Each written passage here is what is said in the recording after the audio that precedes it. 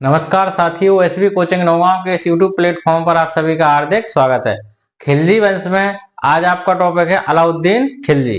तो पिछले वीडियो में देखा था कि जो देवगिरी का अभियान रहता है वो अलाउद्दीन खिलजी के उत्कर्ष का क्या रहता है, महत्वपूर्ण अभियान रहता है। इसी अभियान में अलाउद्दीन खिलजी ने इतनी दौलत प्राप्त की कि उसके मन में सुल्तान बनने की जिज्ञासा ऑटोमेटिकली क्या हो गई, उत्पन्न हो गई। और कड़ा मानिकपुर में जलालुद्दीन फिरोज खिलजी की हत्या करके अलाउद्दीन कड़ा में क्या बना, आपका दिल्ली का अगला सुल्तान बना। तो एक इतिहासकार बर्नी है, उनका एक स्टेटमेंट है कि सुल्तान की गर्दन से रक्त टपकना अभी बंद नहीं हुआ था और सुल्तान का ताज अलाउद्दीन खिलजी के सिर पे रख दिया गया। तो स्टेटमेंट बहुत मायने रखता है कि अभी पिछले सुल्तान जो थे उसकी मौत का जो गम है या शोक है वो पूरा नहीं हुआ था और अलाउद्दीन ने स्वयं को क्या घोषित कर दिया था, दिल्ली का अगला सुल्तान घोषित कर दिया था। तो देवगिरी याद रखना बहुत इंपॉर्टेंट है आपका अलाउद्दीन के उत्कर्ष के लिए।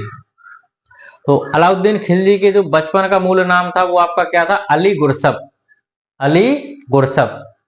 और इसका जो राज्याभिषेक हुआ है वो हुआ है आपका 1296 ईस्वी में।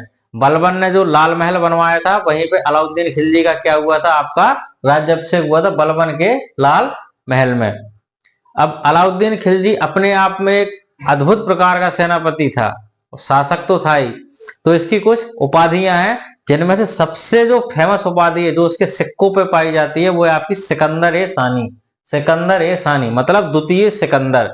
जिस प्रकार से सिकंदर पूरी दुनिया को जीतने के उद्देश्य से निकला था अभियान पर, वैसे ही अलाउद्दीन खिलजी ने भी क्या किया था, दुनिया जीतने का प्रतिज्ञापन लिया था। तो सिकंदर ए सानी इसकी बहुत इंपॉर्टेंट क्या है, आपकी उपाधि है। सल्तनत काल का समुद्रगुप्त। जिस प्रकार से गुप्त वंश के शासक समुद्रगुप्त ने समस्त क्षेत्र पर अपना कब्जा कर लिया था, उसी प्रकार अलाउद्दीन खिलजी ने भी बहुत सारे उत्तर भारत के क्षेत्रों में और दक्षिण भारत के क्षेत्रों को दिल्ली सल्तनत का क्या बना लिया था, अभिन्न हिस्सा बना लिया था। इसलिए इसको क्या कहा जाता, सल्तनत काल का समुद्रगुप्त।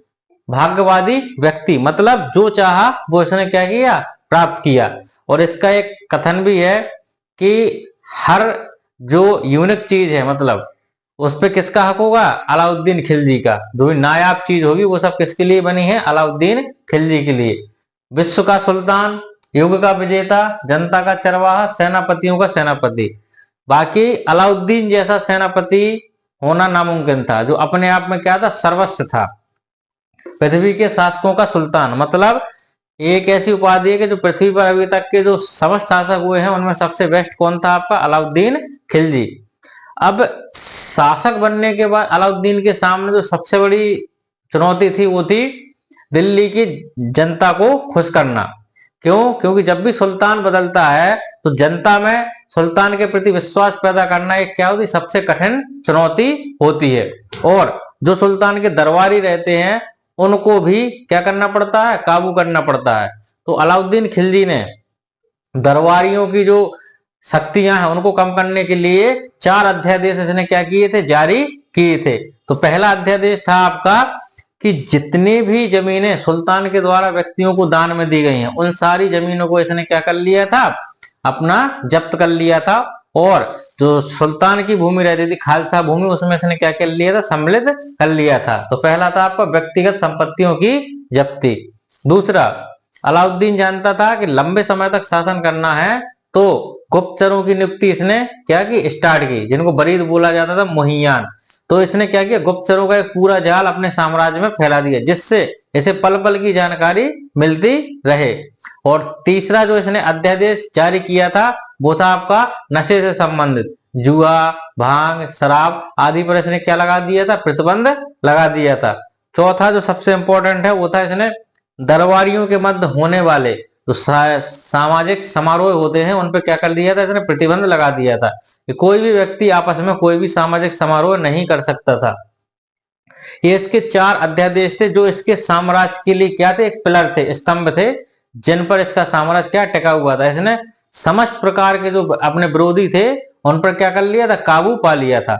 और अलाउद्दीन की सफलता में 4 इसके जो भाई थे या 4 इसके जो सेनापति थे और पांचवा आपका मलिक काफूर। इन लोगों का महत्वपूर्ण योगदान रहा है, क्योंकि अलाउद्दीन के पास जो सेनापति थे वो किसी भी सुल्तान के पास नहीं रहे। और उनमें से चार इसके जो खान है वो आपके इस प्रकार हैं।